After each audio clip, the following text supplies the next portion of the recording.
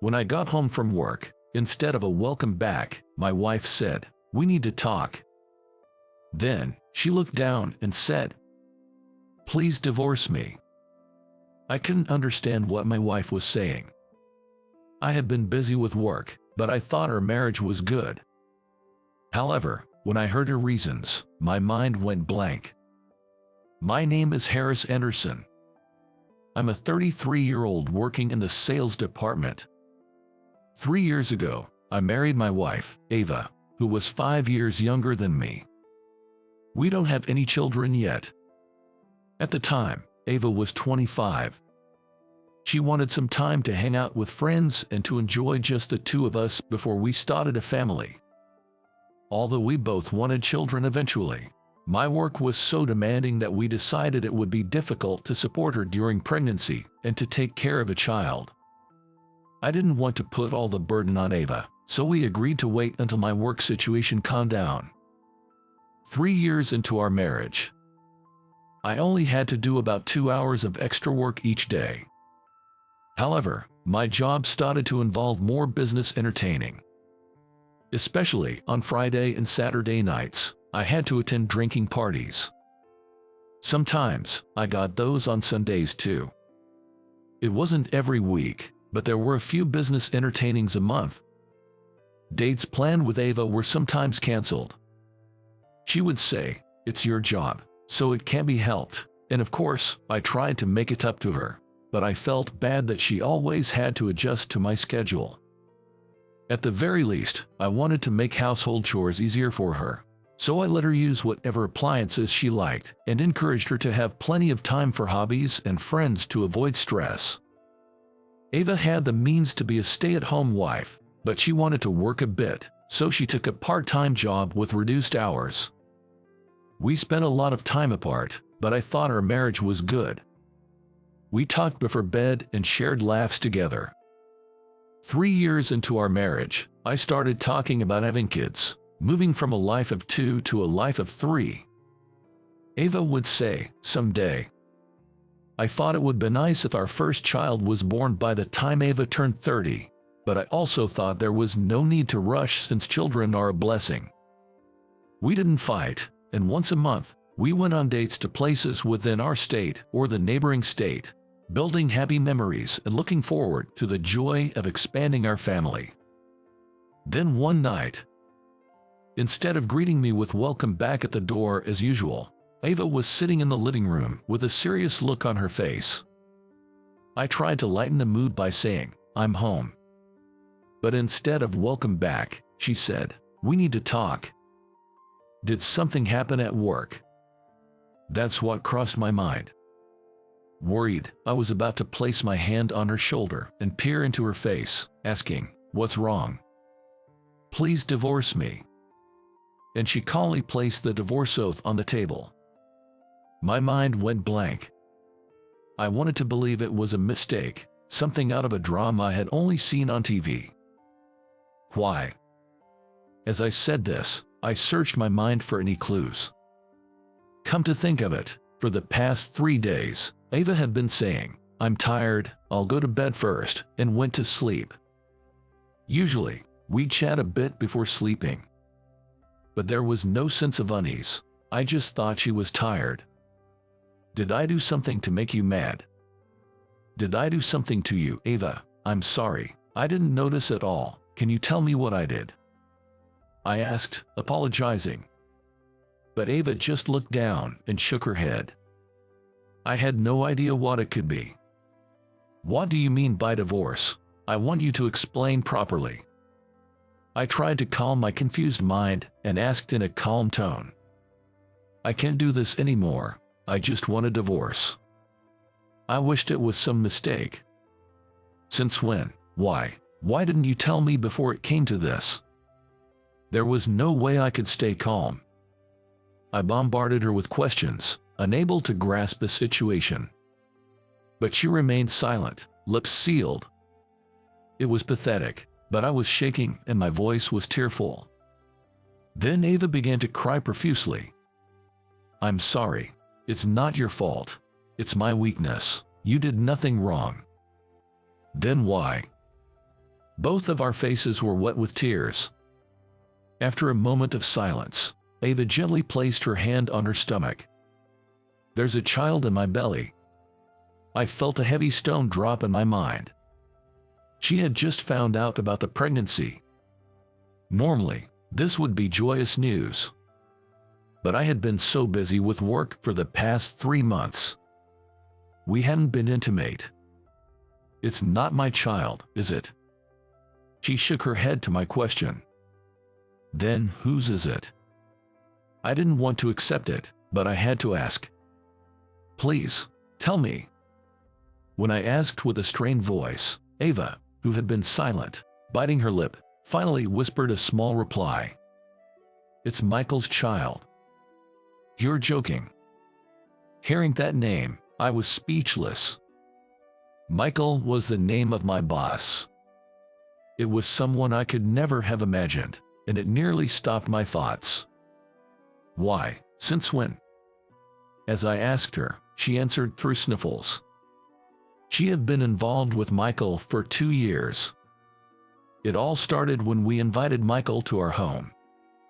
After a drinking party, wanting to continue the conversation, we ended up drinking more at our house a couple of times.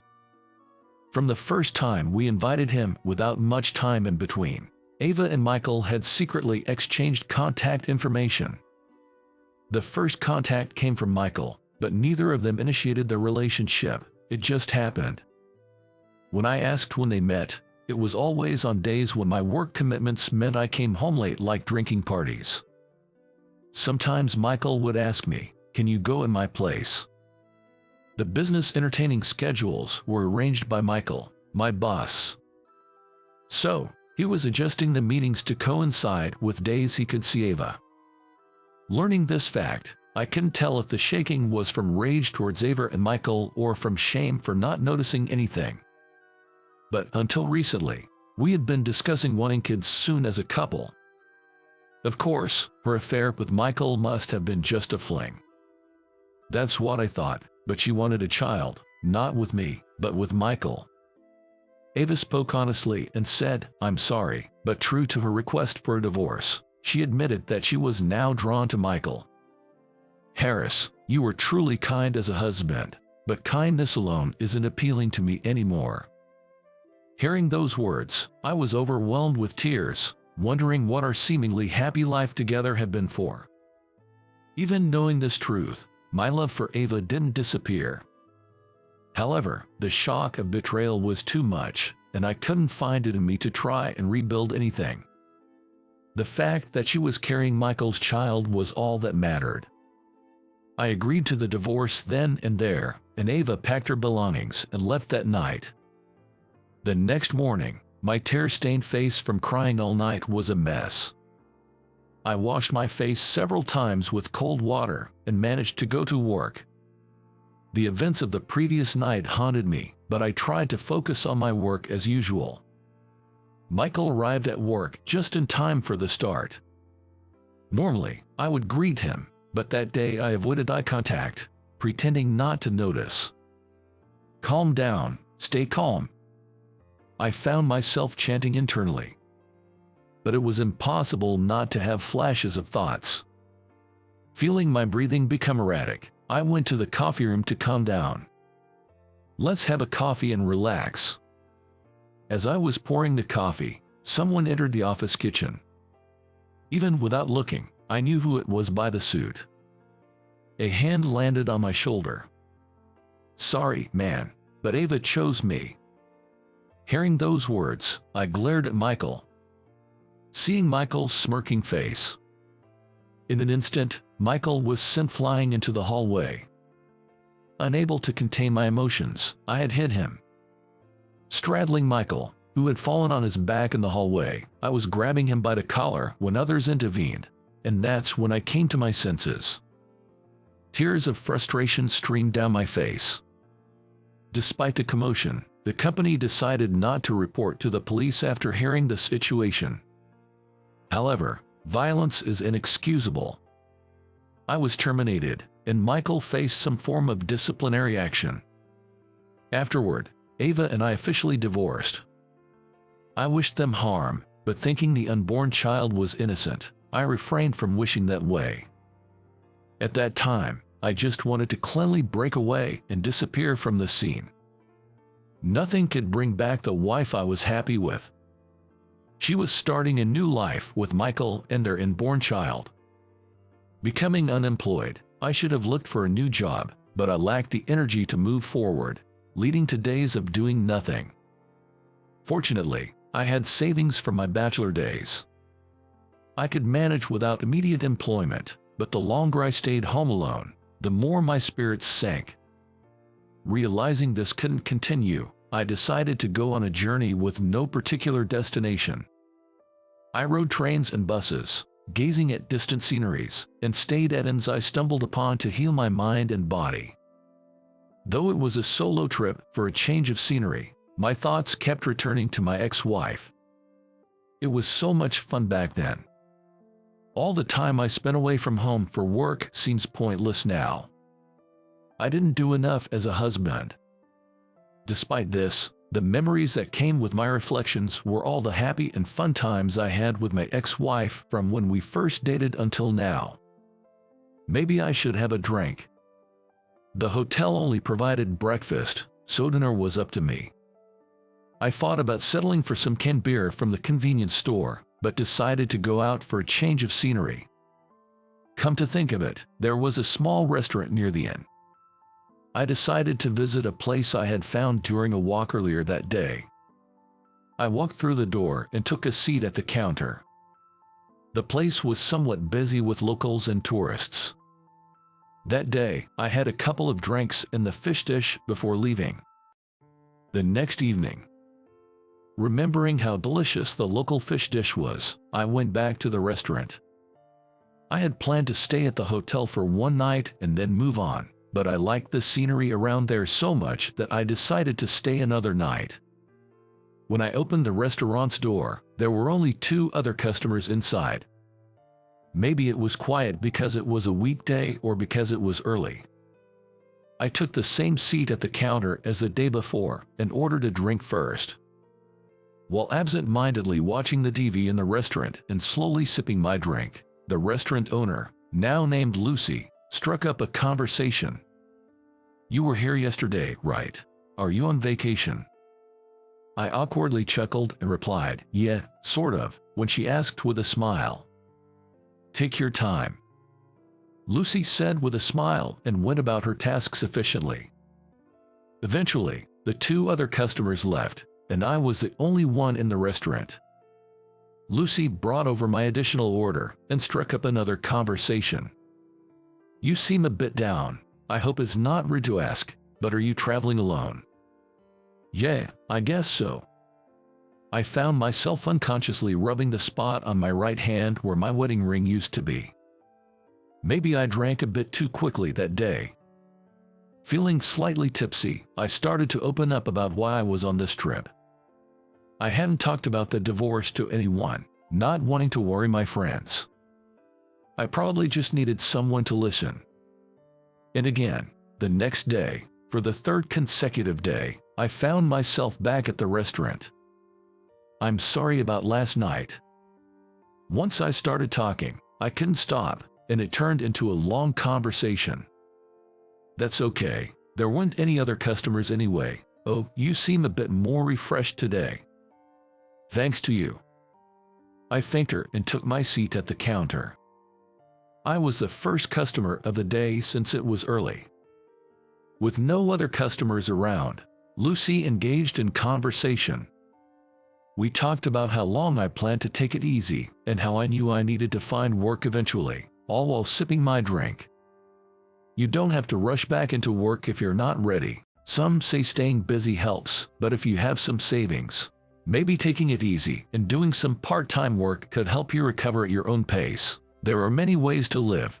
I ended up here by going with the flow, too. Changing your living environment might be a good idea. Maybe even consider moving out of state for a fresh start. Lucy's words struck a chord with me. As we were talking, the restaurant door made a noise. "I'm back. I got everything you asked for." She might be in her late 20s. The woman smiled at Lucy and started a conversation. "Thanks, Emily. You're a lifesaver. Was it heavy?" "It was nothing. Do you need help with anything today?" "No need today, Emily. You must be tired, right? Come, have a seat. You're staying for dinner, aren't you?" "Thank you. I think I'll have that." The atmosphere in the restaurant seemed to brighten suddenly. Our eyes met, and I greeted the woman. "Good evening." "Good evening. Welcome. I'll take a seat too," she replied. The woman hung her jacket over the back of the chair and took a seat at the end of the counter. "Oh, she's my daughter. She sometimes buys things we're running out of and helps out when the restaurant gets busy," Lucy explained. "And I make sure to get my meal out of it too." Saying that, Lucy and Emily shared a laugh, their eyes twinkling in amusement at the playful comment. "So, you're mother and daughter. No wonder there's a resemblance," I noted. Emily, with her shoulder-length hair and a smile that suited her cute demeanor, looked a lot like Lucy, especially around the eyes. With no other customers around, the three of us enjoyed a lively conversation. Emily lived nearby but in her own place. She had just turned 30 and worked as a preschool teacher. She sometimes stopped by after work to help out and have dinner before heading home. I introduced myself briefly in kind. "I'm on a sort of sentimental journey," I shared with a laugh. Continuing from the conversation I had with Lucy earlier, I delved into more details. Emily turned to face me, nodding along as she listened. The next day, for the fourth day in a row, I found myself heading to the restaurant again. I was completely won over by the food. The dishes, though simple, were delicious. It was just after opening time when I walked in. Today, Lucy and Emily were both behind the counter. "Welcome." "Good evening. You're here again today," I greeted. "Jep, got roped into running errands for Mom again. She forgets a lot of stuff," Emily joked. Lucy made a face but ended up laughing with Emily. We enjoyed another evening of drinks and conversation. "Harris, you're such a cheerful person. You speak so gently and seem very kind," Emily observed. "I do hear that I'm kind, but sometimes being just kind leads to being alone," I responded. Responding to Emily's words, she quickly covered her mouth with a surprised "oh." But when our eyes met again, the mood lightened enough for all three of us to share a laugh, making me feel a bit more at ease. We then talked about possibly moving. Although I hadn't made up my mind, Lucy's words from the day before had me considering a change of scenery. "Where would you like to live?" "I like the atmosphere and the clean air here, so maybe somewhere nearby," I mused. Both Lucy and Emily enthusiastically joined in, suggesting places as if they were thinking about it for themselves. I had always worked long hours, so I was also considering a change in that aspect. "I'm sure you'll find a great place," Lucy encouraged. "This area is really nice and livable, and, just in case you're interested, there's an opening for a child care assistant. It's at the daycare where I work," Emily mentioned. "Child care assistant, what does that involve?" I was unfamiliar with the role, so I asked for more details. "A child care assistant helps with setting up and cleaning up play areas, mealtime preparations and cleanup, and general cleaning." The position was for a non-regular employee, and no child care qualification was needed. It was more about assisting the teachers and ensuring the children's safety. "I just thought, with your kind demeanor, you'd be really popular with the kids," Emily mused. Me, helping out with kids. I had never considered working in a daycare or preschool, and couldn't quite picture myself in that role. "Wow, I didn't know there was such a job," I replied. "It's just an idea, but think about it, won't you?" Emily suggested. I momentarily pondered the diversity of jobs out there before moving the conversation to another topic and enjoying my meal. Ultimately, after a week's stay at the hotel, feeling somewhat rejuvenated, I decided to temporarily return home. The silence that filled the house upon my return was palpable, yet the space, filled with memories of my ex-wife, felt suffocating. After giving it considerable thought, I decided to leave this town and start afresh elsewhere. Determined for a fresh start, I decided to begin life anew elsewhere. Taking only what was necessary, I left the house filled with memories of my ex-wife behind. I chose a new apartment that came furnished. My destination was the town with the restaurant I'd visited during my trip. After settling in from the move, I found myself suited up. Nervous about an interview for the first time in years. The interview was at the daycare where Emily worked. I had the interview with Miss Taylor, where I introduced myself and discussed my previous job and responded to various questions. Your way of speaking, expressions, and overall demeanor are really gentle and pleasant. Hearing these words helped to ease my nerves a bit. Lastly, could you share why you decided to pursue this job? She asked. Yes, initially, I was unaware of the child care assistant role and couldn't imagine myself in such a position. However, I recalled being favored by younger children and animals since my childhood, and I've always enjoyed caring for others. Though it's a job caring for young children, I was motivated by the thought of contributing to preserving their innocent smiles. I acknowledged to Ms. Taylor that, while I could only imagine the challenges, I was fully aware this job wouldn't be easy. Yet, I assured her that my decision to apply was made with serious consideration. A few days later, I received a call offering me the job. The excitement of what lay ahead was invigorating, yet it also made me feel a sense of responsibility.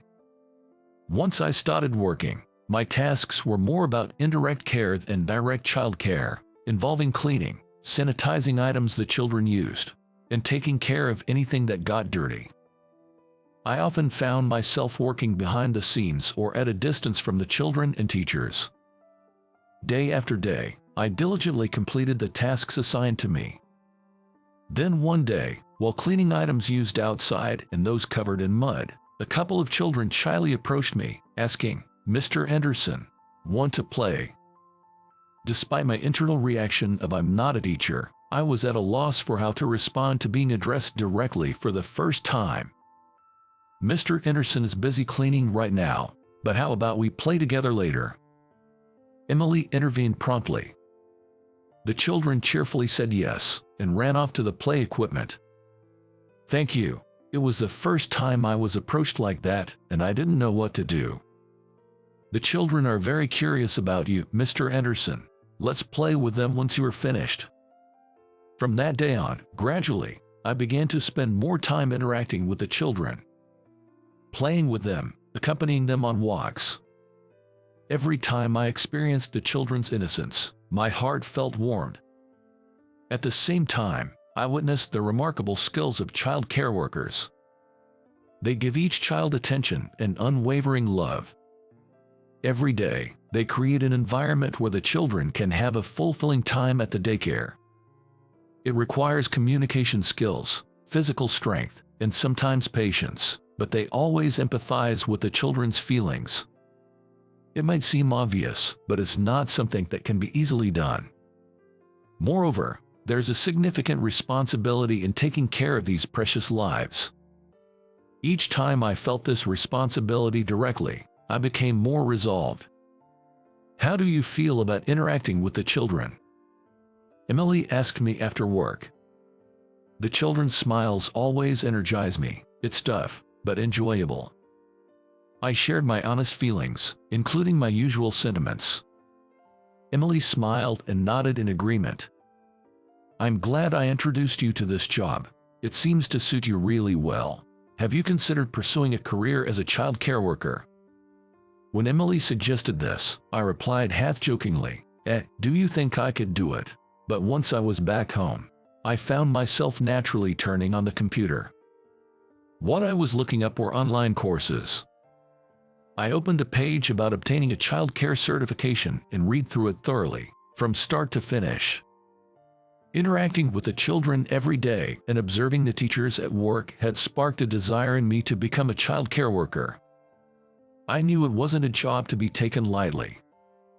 Still, I wanted to give it my all and try. I enrolled in the online course to obtain my child care certification. Congratulations! With that exclamation, the table in front of me was laid with a cake and party food. Come on, let's take a picture. Smile, smile. I held the acceptance letter in my hand, beaming with joy. Now you're officially a teacher. There's still so much more to learn, I replied. Though it was a slow process, I diligently studied child care through the online course. I could have taken the exam within a year, but I failed my first attempt. I passed on my second try. She even came to my house to help me study at times. She often brought dishes to share, greatly helping me during our study sessions. Though younger, Emily was a reliable senior colleague I could depend on. I passed thanks to you, Emily. Thank you so much. I'm so happy for you. Let's work hard together as child care workers from now on. Finally, I felt like I was on equal footing with her. I was filled with a renewed determination to work harder for the children. I could never have imagined that from the depths of despair, I would find such hope-filled days. A sentimental journey that started without direction led me to this fulfilling life in a place I stumbled upon. Even though I had decided not to dwell on the past, I couldn't help but reflect on it. I needed to be grateful for the circumstances I found myself in. I looked up at the ceiling, fighting back the tears that threatened to overflow. Well, shall we eat? As I tried to lighten the mood, Emily said, "Wait a moment. There's something I've been wanting to tell you once I could congratulate you." Emily turned to face me, looking me straight in the eyes. "Would you go out with me?" I was frozen, staring back at her. The thought of being confessed to had never crossed my mind. I had sworn off love and marriage, thinking I had had enough. I respected Emily as a senior colleague, one of the people I looked up to. But to say I wasn't attracted to her as a woman would be a lie. Emily's kindness and reliability. Her cooking skills that had thoroughly captivated my heart. Above all, I was often saved by Emily's positivity and her bright smile. Even now, having her by my side brings me comfort. I realized I had been suppressing my feelings for her. Of course, my feelings, once kept under wraps, were released, and her confession made my heart race. The slight tremble in my hand as I reached out to her was certainly not just my imagination. And so, Emily and I started dating. I went to inform Lucy of my passing the qualification exam and that I was now dating her daughter. "Wow, congratulations, you've passed 2 major milestones at once, becoming a child care worker and getting a girlfriend." Lucy's words made both Emily and me break into laughter. "We must celebrate. Just wait a moment, will you?" She made my favorite fish fry. It was a time of joy, but my journey as a child care worker had just begun. My first goal is to become a fully fledged child care worker. Together with her, I'm determined to work hard for the sake of the children.